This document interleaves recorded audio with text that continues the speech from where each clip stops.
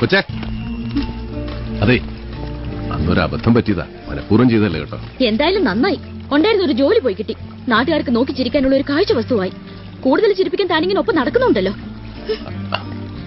അല്ല, അതും മനഃപൂർവ്വം ചെയ്തല്ല, ഒരു അബദ്ധം പറ്റിയതാ. പിന്നെ ഈ കളിയാക്കുന്നവരുടെ മുമ്പിൽ ഇങ്ങനെ തലകുനിച്ച് നടന്ന പിന്നെ അവർക്ക് ആവേശം കൂടും.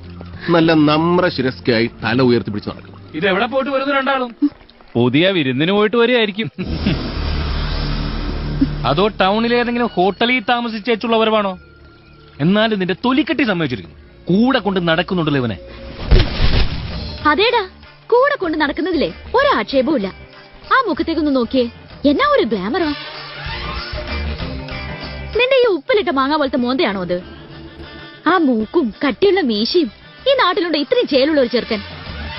കാരണം 2 നാരങ്ങ വെള്ളം. ചേട്ടന് ഉപ്പാണ് മധുരാണോ? എന്തായാലും മതി. ഞാനേ എനിക്ക് ഇഷ്ടമുള്ള ആളോടൊപ്പം പൊറുക്കും.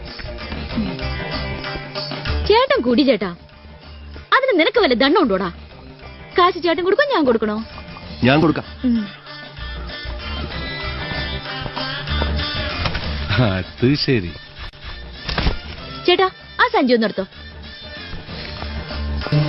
എന്താ ഇത്രയും തലയോർത്താ മതിയോ? ഇത്രയും ഞാൻ പ്രതീക്ഷിച്ചില്ല.